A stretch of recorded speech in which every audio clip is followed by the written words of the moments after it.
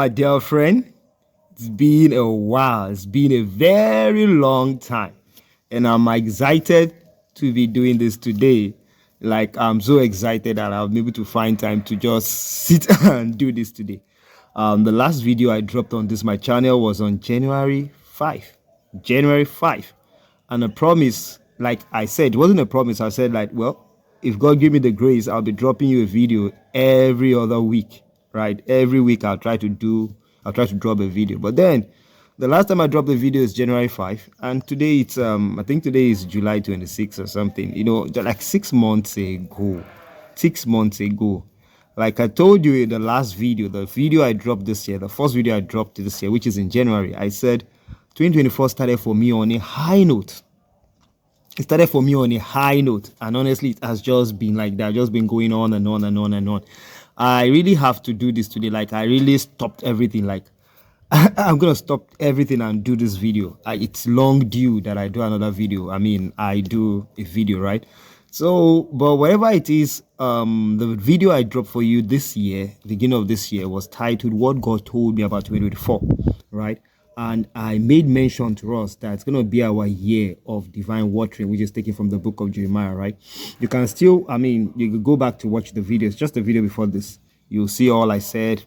I read we read Psalm 60, Psalm 44, Jeremiah 12, you know, I'm 31, sorry, Jeremiah 31, and all that. But as it is, how has the year been going? How have you been finding it? You see, we are all aware of what is going on in the land. We are all aware of the hardship. We are all aware of whatever it is. But what God said, He said, those that fear me, and I made you understand what the fear of the Lord means. Say, they will be like a watered garden, right? It can be a watered garden. And for those that I know that are obedient, which, you know, I made us understand that the fear of the Lord is actually obedience. The proof of the fear of the Lord is obedience. So for those that I know that have been following instruction, obeying what God has told them to do, they've been kind of thriving, kind of, you know, pulling through all this time, right? For me, I even had, I'm God-hearted to my family. It's just been awesome, really. It's just been awesome. I've just been enjoying God's goodness. Like, I've been enjoying God's goodness. I've been trying more. I've been trying more to build my relationship with the people I see. Like, I'm trying to build more. I'm trying to stay more with the people around me, stay more with my family, spend time more with my neighbors. I mean, whatever it is, I'm just creating a kind of life for myself that I'm spending time to see the goodness of God around me. Like, I don't have to look far, just look around me and see what God is doing and enjoying it. All right, I haven't said that. Well, this is the Dixon Daniel channel. Like, you know, this is a channel dedicated strictly to your spiritual development, your personal development, and personal finance. Even though for a while, for a long time, I've not even had time to talk on personal finance, which is a subject that it's a subject that I have a lot of strength in, you know, but I've not have reason to discuss along that line. Whichever way, it's a channel dedicated to your spiritual development, your personal development, and then your personal finance. All right, today, and so please subscribe to the channel if you would like to receive topics on that subject. I mean, you like to receive daily, you know, discussion, daily videos on those kind of topics. Subscribe to my channel, turn off the notification bell so that you get notified whenever it is I drop a new video, and do well as well to share the video. You know, I like the video. It's a way to let the YouTube algorithm know that it's a video worth promoting. And also share with your family and friends. You know, let them know about this channel and enjoy the same content you're enjoying and all those that. Well, today I want to talk about our heart. I just had a brainwave. It's gonna be I hope it's gonna be a short video, and I'm trying to make it short. But you know, I was reading my Bible. The Bible lately. I've been reading the Bible, and although this is something I've known right from time, but then it's like God is just bring my minds freshly to, or just drawing my attention to our heart, right? And while thinking about it, I remember some things, some people do say many years back when I was just growing Christian, in some churches, they will ask some funny questions like, if all you have on you is your tithe,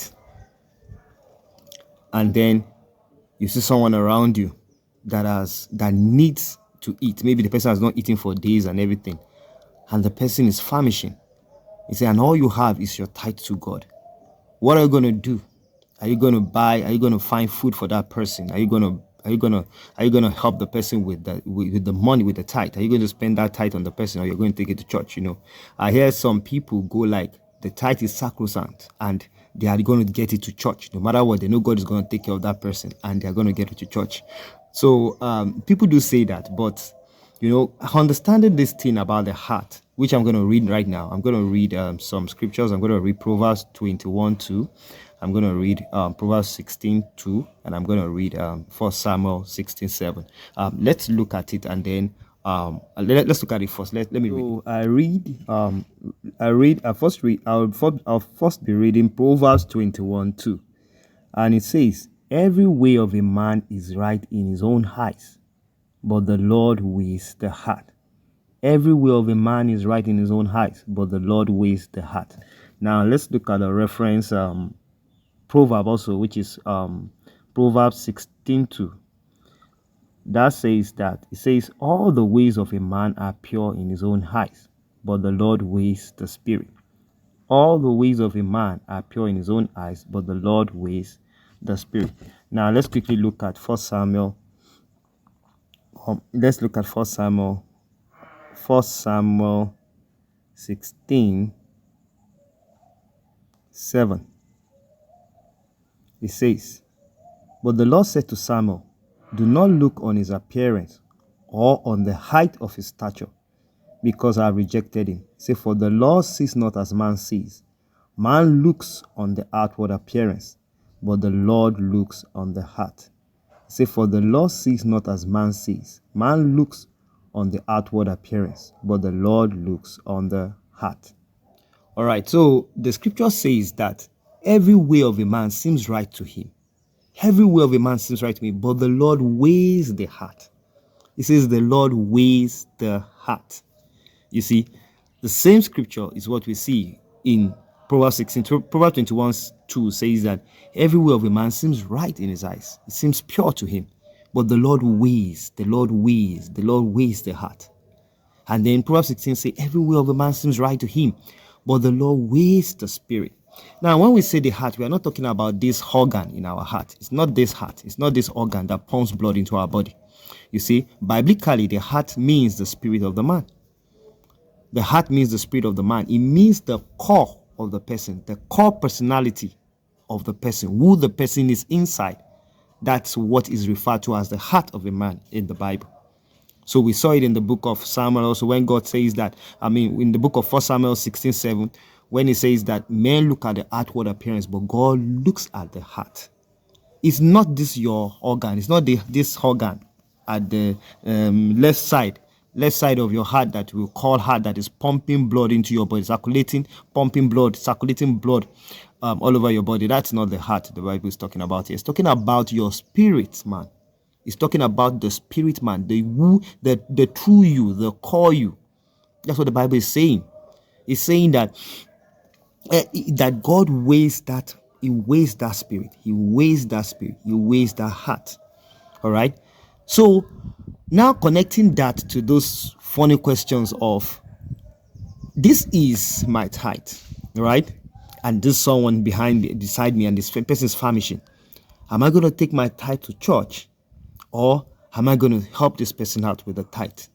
Now, I want you to know that for the fact that you set aside that tithe before, whether you help the person out or you give it, for the fact that in your heart you set that tithe aside, that tithe has already been received by God.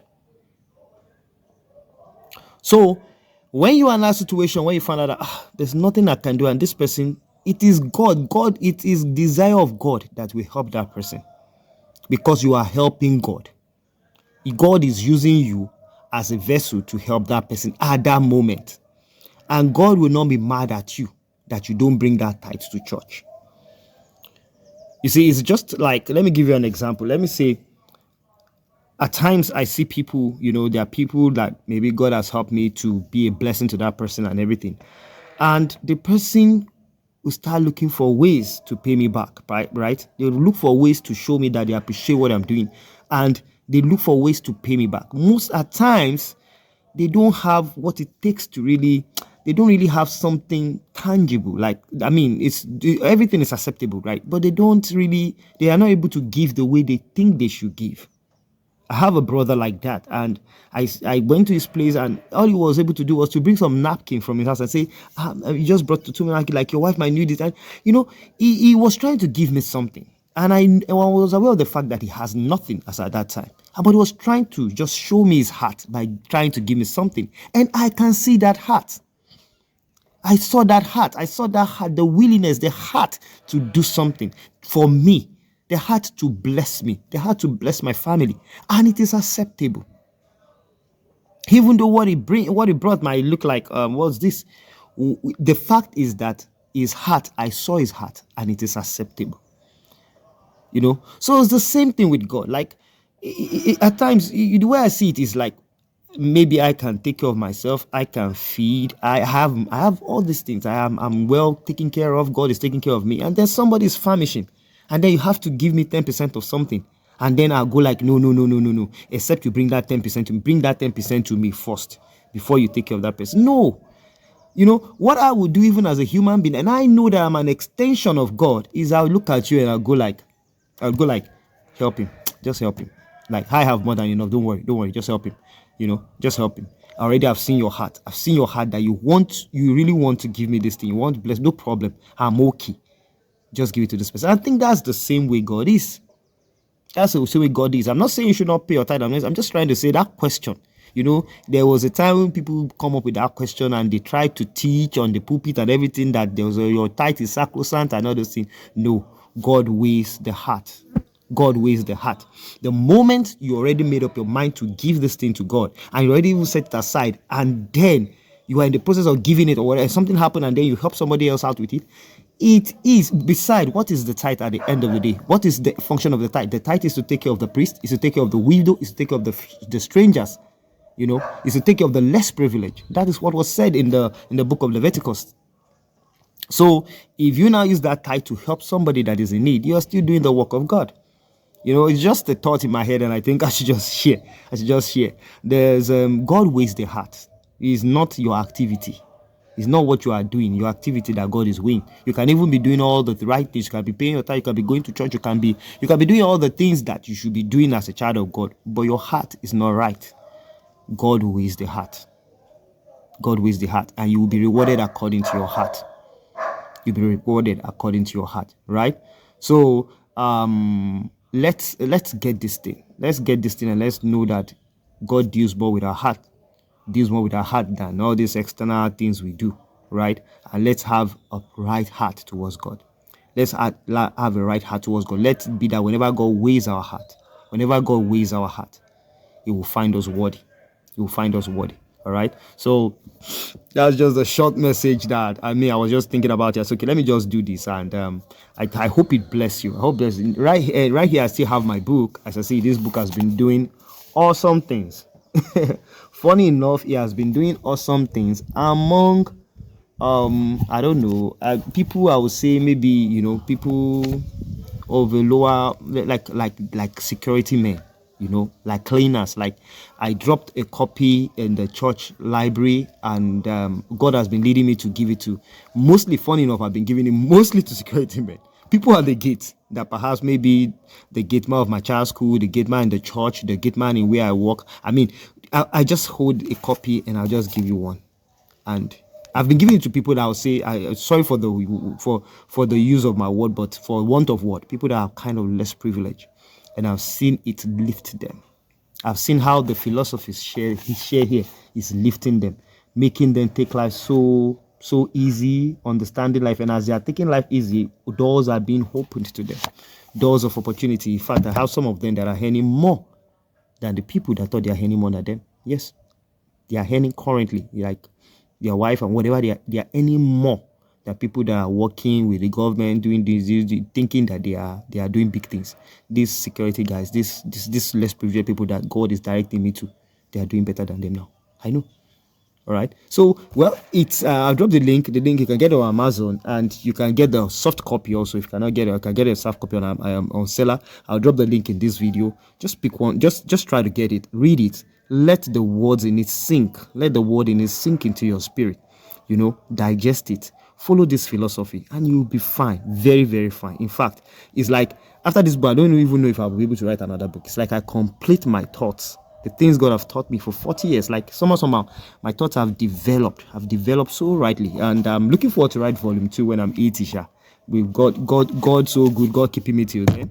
When I'm 80, I write volume 2. I know that my thoughts would, at least I will have some understanding more than this, and I hope to do that. All right. So till I see you again, this is Dixon Daniel channel.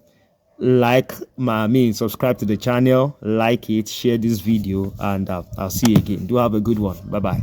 And yes, last month I conducted a webinar. It's an annual conference I hold every year. That is the Balanced Life Virtual Conference, and I conducted a webinar, a very, very educative, a very very valuable webinar. You will not get the information. You will not, the kind of information I share, they are not information you see just everywhere, And I know what I'm saying, because based on my mentor, the people that trained me, they are not just your everyday people, and they don't share everyday information. So I conducted a webinar titled "How to Thrive and Keep Thriving in Your Life Path." Because of where my audience are and the ease of attending the webinar, I conducted it on Facebook. I'll drop the link. The link will be in the description of this video. You can follow the link to watch the webinar. It's like an hour long. It will bless you so much. Don't miss it. Just go there. It's free. Just go and watch it. All right. See you then. Take care.